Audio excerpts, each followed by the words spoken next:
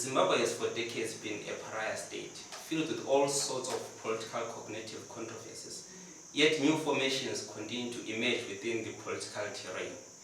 It's like at the core of the Zimbabwean politics, there's the desire to unseat the incumbent, or rather I say the ruling party's NPF. New parties continue to come in, the likes of CCC, Zim, and now we have the NPD, the National Progressive Democrats. Joining us today is the founding father of the National Progressive Democrats, Togara Fambi. Welcome, sir. Thank you for joining us today. Thank you. So, let's just say for our listeners who do not know who is Togara Fambi, can you paint a picture of yourself? Tell us who you are, your background, education, and some of the fundamentals that shape the politician that you have become to be today. Thank you very much for giving me this opportunity to present to the nation who I am. I am Togara Fambi, born on the 13th of April 1985, which means I'm 40 years and some 6 or 7 months. I was born in the rural areas of Nyajena, Rengo, down there in Masvingo, and I was born in a kitchen hut. My parents had no money for a maternal hospital for me. So, I always grew up on the harsh side of the ruling party's bad health economic policies. So, I grew up in the rural areas. My father migrated from Masvingo to Mzarabani in search for cotton farming. He died of cholera, all pointing to poor health facilities by the ruling party. We can talk as much, but for now I'm a married man with 3 children. I joined the police force in the year 2005 and I served for 20 years. And I retired having served the force for 20 years and 3 months. For the sole reason of engaging into politics, because I felt that what I wanted for the country was not coming. So I ventured into politics after serving from the Zimbabwe Republic Police. And I think that's who I am. Okay. You mentioned the likes of Muzuraba. Is it the area with 40 million? What's the population down there? Mzarabani? No, I'm not much conversant, or I'm not privileged to say the exact details of how much people are in Mzarabani, but since I left the area, while I was very young, but all I know is that the people there are manipulated by the ruling party. Yeah, except for me and some few friends of mine. And I'm going to go there to enlighten my people of what we are about to do. So I also mentioned that you are 40 years. So meaning to say you are born free. Yes, I'm born free. So the Zimbabwean politics, they are like, because they want to be ruled by the liberated, the war veterans. What's your take on that issue? The ones who fought the war, they're the ones who should rule this country. Everyone fought the war. We are still fighting the war. Because after they fought the war, in which they used our mothers and fathers as Anamjiba and Chimwidos, we are still in a fight to remove them, because after they removed the whites, they then became the colonizers of Zimbabwe. So I'm a war veteran, if I may correct my previous statement. Okay. No problem.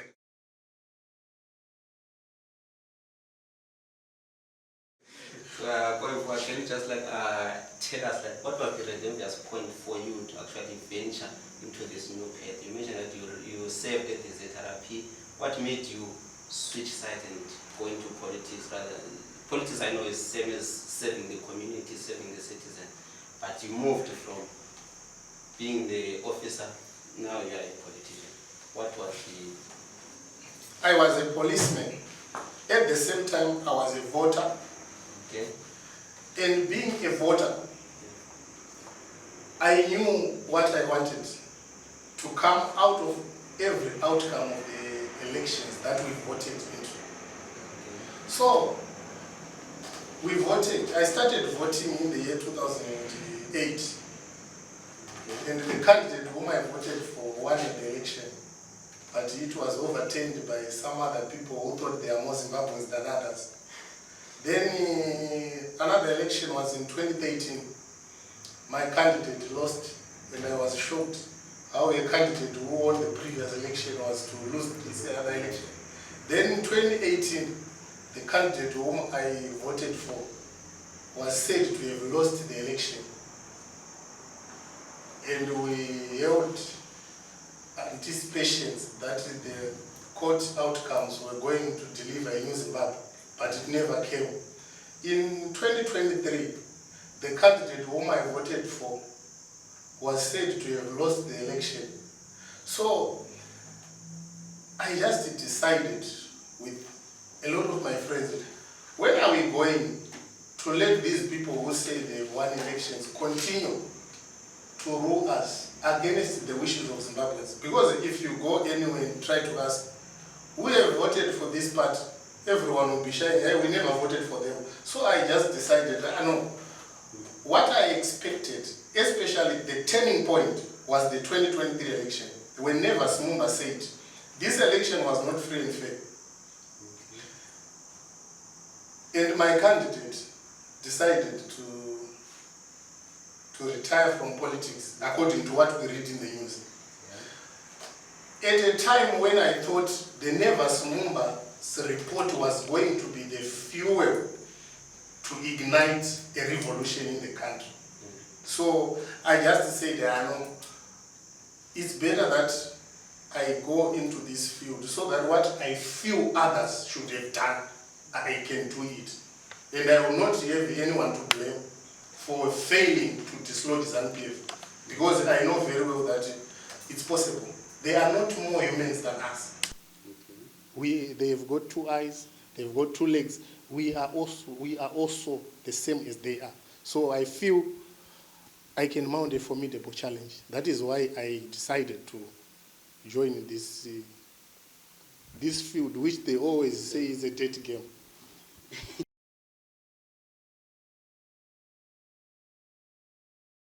Yeah, it's not rather a dirty game, but it's also a minefield. You have to walk cautiously.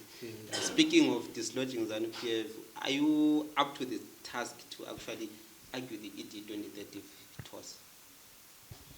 Yeah, that ED 2030, I don't think it's a very big task. Considering that if we divide this nation into two, the pro-2030 and the anti-2030, the anti-2030 are the, what can I say? They constitute the greater amount in the population. So all what is needed is to harness the anger in people, the frustration in people. So we are just tasked with grouping Zimbabweans into two camps, the pro-2030 and the anti-2030. Then we see who is going to win. Okay. Yes. So, any of you, who do you think is going to win? I have already said this. Those who don't want 2030 are many in Zimbabwe. People are wallowing in abject squalor and poverty. Okay. Yes. Yeah. So I understand that forming a political party in Zimbabwe or joining politics, it's a monumental task. So what were some of the core philosophical values that made you to venture into politics and become the politician that you are today? If you may retake that question again. I mean, going into politics, it's a monumental task. Right? So what are some of the philosophical values or the fundamentals, principles that made you venture into politics, and what is it that makes you the politician that you are today? Okay, I may respond to you like this. We have got Zimbabwe is polarized into two sides. Those who are for ZANU-PF and those who are anti-ZANU-PF. But what is there is, those people in the ruling party, they take us as if we are inferior Zimbabweans to them. If you may listen to the likes of, if I may say, Chris Mchangwa, Patrick Chinamasa, talking about the politics of this country, they may be saying things that are unfounded, that you see, are these guys really talking about the things that we see on a daily basis? They will tell you our currency is performing, our currency is doing wonders, Zimbabwe's economy is growing. Zimbabwe's economy is growing, our currency is doing good. When the ZIG cannot even buy fuel, you can't have it in your pocket. So you see, these guys, they take us for granted. So if taking us for granted, then let us go to the opposition side. Yeah, there are opposition figures in 6s and 7s. You know what? There was a time that I sat down with an opposition political figure.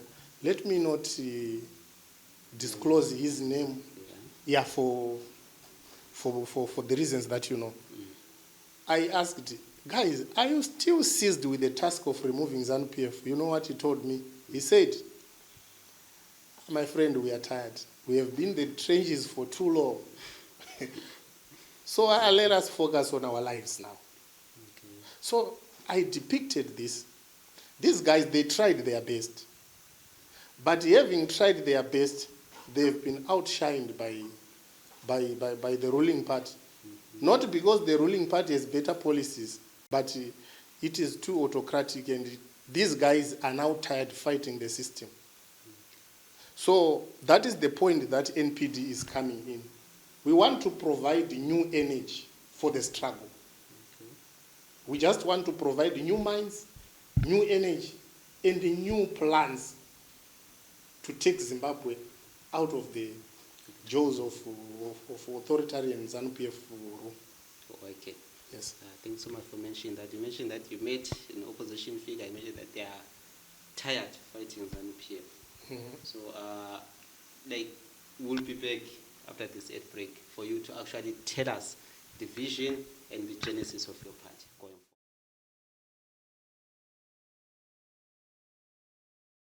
forward. Welcome back, our lovely viewers. We are still with Togara Fambi of the NPD, National Progressive Democrats. Before we went to the ad break, he told us about his personal journey and his political awakening. But right now, we want to know the genesis and the vision of the NPD. Mr. Fambi, can you tell us the founding principles of your party? When was it launched? What are the goals? What's the vision of the party going forward? Thank you once again. The party was formed on the 29th of June 2025. And we launched the party on the 30th of September 2025 under the vision building a capable, developmental and democratic state for the betterment, or if you may say, to achieve good living standards for the citizens of the great nation of Zimbabwe. Okay. Thank you. Okay. So can you just democratic and development, what do you mean by that? Do you know what? States have always been there, like the Mtapa state, if you can revisit your history. So we say a capable state is a state that is capable to nourish its citizens. Citizens having jobs, the government checking on the poverty data line so that people will not live in poverty. Those who live in institutions of learning, finding jobs, those who are doing businesses, making profits from what they are doing. That is, those are just examples of what I am saying, a capable developmental state. Okay. Speaking of that, we are seeing technology coming in. You know, Zimbabwe has been much more of a mining, industrial, and if I may say, agricultural. So what are your plans to actually ensure those who are into industry, those who are into mining, who are into agriculture, they are there in your philosophy, in your vision, they do not lose their jobs? We just need to create those things because they are not there. Basically, Zimbabwe is deindustrialized. Companies have closed down. Industry has closed down. The mining sector is more of being dominated by the Chinese. We just have to chase them out of this country because they are not benefiting anything.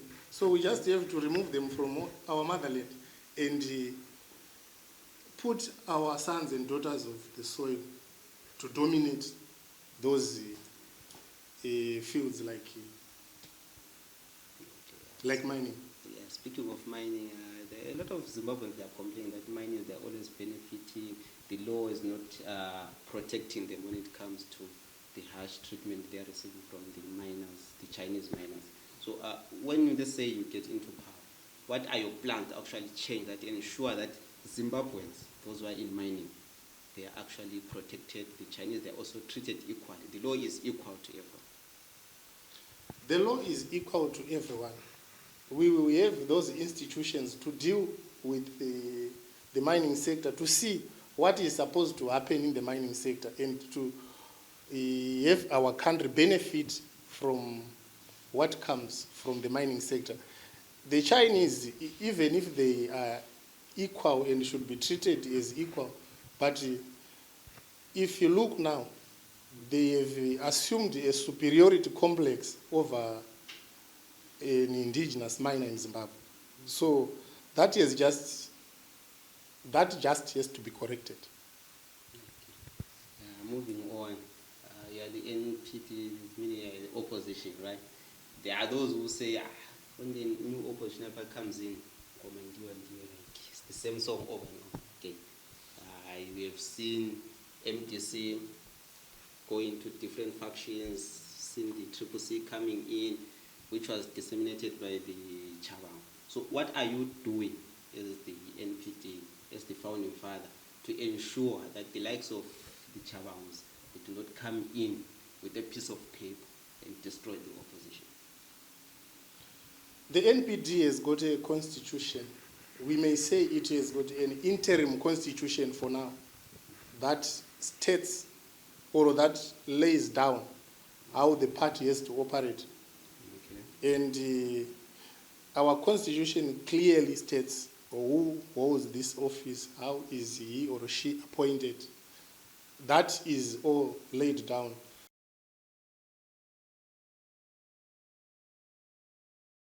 We have a constitution as the National Progressive Democrats. A solid constitution is in place which states who holds this office, how he or she is appointed, how to deal with the rogue elements who arises here and there in the party, because we are bound to have those people, and we have put benchmarks as to control the arisings that we foresee in the future. So we have our constitution.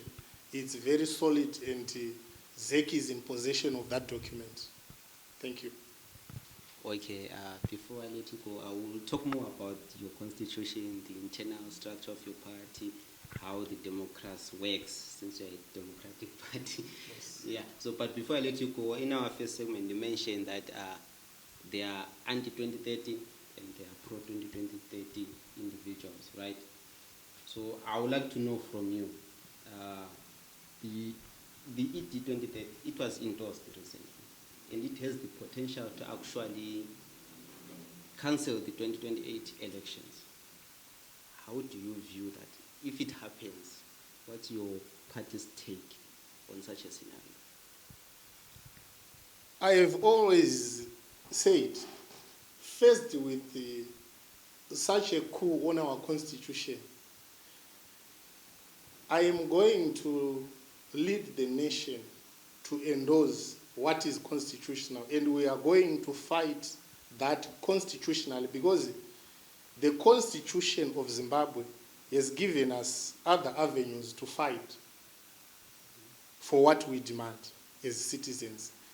We may not preempt as of now, but we are ready for that. Okay. Thank you so much for sharing that. Don't go anywhere. We'll be back after this ad break.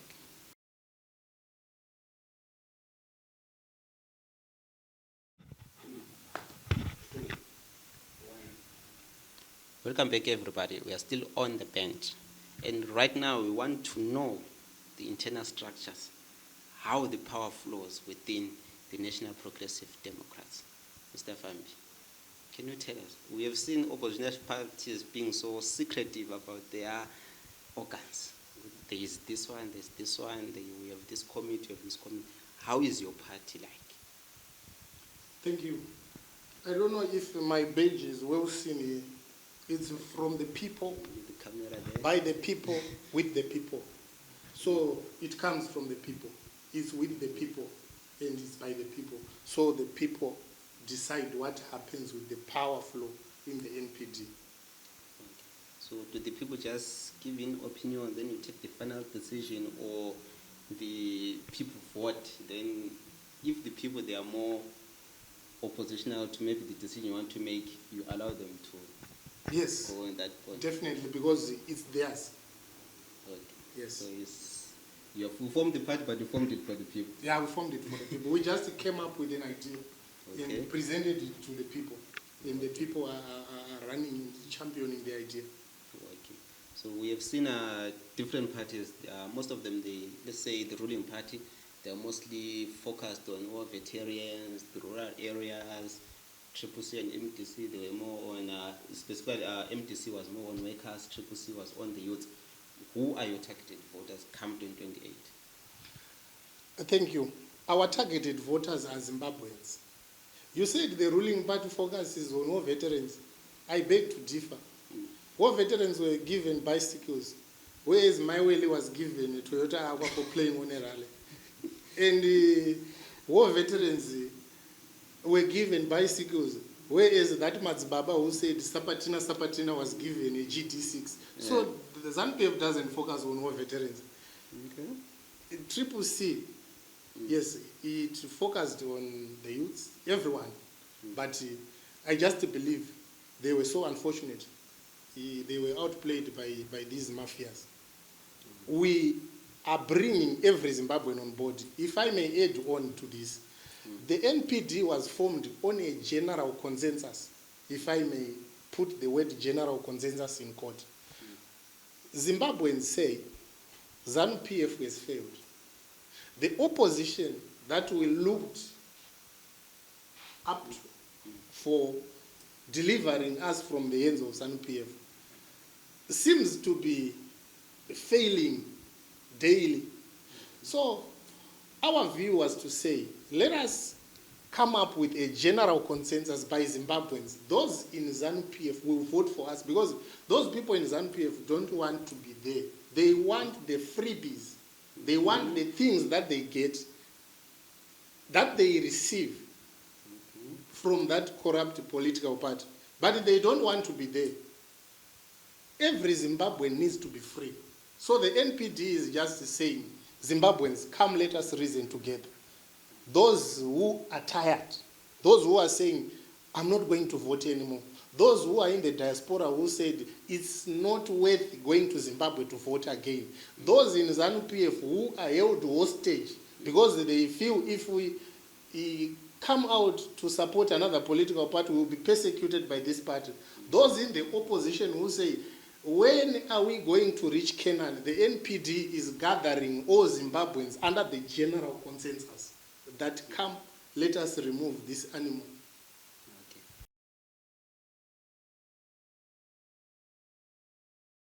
Thank you. Just hold your time for a minute there. You mentioned the general consensus. You mentioned the ones in the diaspora. You mentioned the ones who are also tired of voting for the opposition. As a newly formed party, there's that notion that even if I vote, ZANU-PF will win. What's your take? What will you do as the newly formed party to actually change that perspective? Changing that perspective is not going to be a very simple task, I tell you, because truly people are tired. But what I'm saying is this: if people can be determined to come and fight this animal together, we will win. Do you know that in 2008, Zimbabweans had the vigor? They voted for change, and Morgan Tsvangirai really won the election in 2008. So with the determination, that is going to happen in Zimbabwe. It happened in Zambia. It happened recently in Malawi. The ruling party was unseated through an election. ZANU-PF people are not angels. They are human beings. We are human beings. I assure Zimbabwe we are going to defeat them. Okay. Come 2028. Okay. Speaking of 2008, you spoke that the MDC won, but there's that issue when it comes to elections. The ruling party, they become roguish when they actually want to win. So how will you protect the voters, the opposition want to vote for you or voice out and protest against the ruling party for you guys to come in as the new rulers, for them not to be persecuted or face the issues with the authority? Sorry that I will continue to revert back to what I said before, that those people whom you say become rogue to other citizens, they are not more citizens than us. We are going to face one another in this game. Thank you. I forgot to ask you this. What makes NPD genuinely different from other political parties before we move on forward? If you say genuinely different from other political parties, yeah. What do you mean? Okay. In Zimbabwe, specifically there's ZANU-PF, there's the opposition. Every political party which is the ZANU is just called the opposition. What makes it different from those other oppositional parties? The difference is that we are a new baby in the hands of Zimbabweans. And being a new hand, we have new energy. We have got new minds. We have got new strategies. We are going to draw a line between democracy and cowardice. We are going to present ourselves as a very serious people to challenge this. So Zimbabweans are so privileged that we have decided to take this step. Okay. Sure. ZAPU fought alongside ZANU-PF in the liberation. MDC came on, Triple C came on, now we are here.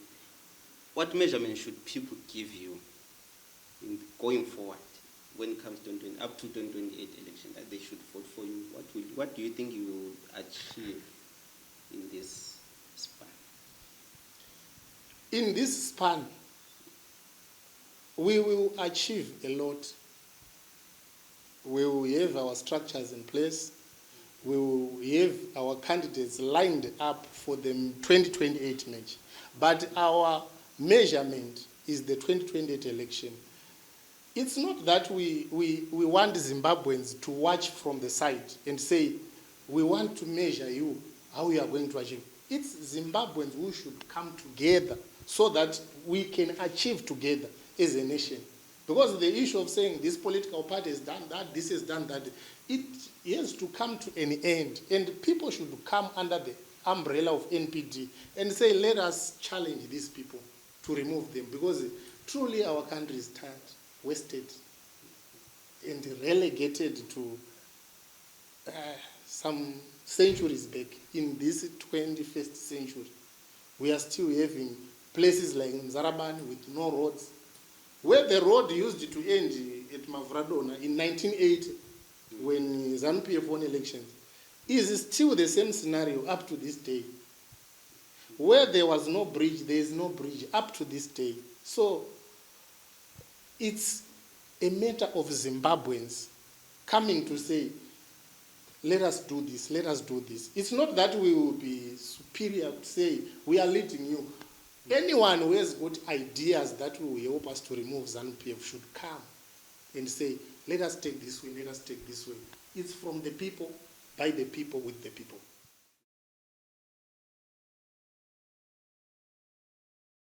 There's the notion that Matabeleland is politically neglected. What's your take on that? I've been talking to a certain friend of mine who was saying, I believe the president of this country should come from Matabeleland. Why was she saying that? She's a woman. She was saying, because the Ndebeles are the majority in Zimbabwe. But the Shonas grouped under the Manikas, the Tsezurus, the Makorekore, the Karangas, and they say Shona is what? Shona is the majority language in Zimbabwe. But the Ndebeles is much north, much south, and Bulawayo. The Ndebele is the majority. I would have loved to support a Ndebele who was going to come up with the idea of NPD. But because it emanated from me, Shona, I still love my brothers in Bulawayo. They should constitute a greater chunk of this organization. Thank you so much. It's time to wrap up the show, but before I let you go, what message do we have for Zimbabweans out there? To Zimbabweans out there, I urge you in conclusion,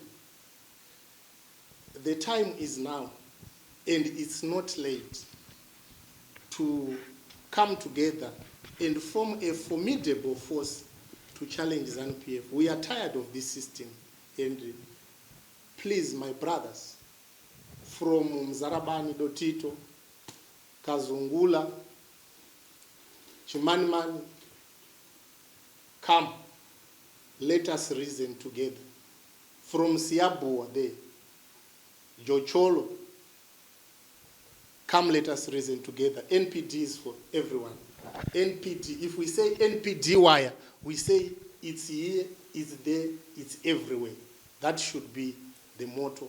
That's a wrap from us from the bench, and you've heard it from the horse's mouth. The founding father of NPD, Togara Fambi. And now it's up to you, Zimbabweans, even those in the diaspora, to actually question him, listen, interrogate him, what he has said, and just view his policies on his party. Come 2028 elections, it's up to you to decide who you think will be the best leader for Zimbabwe. Thank you so much.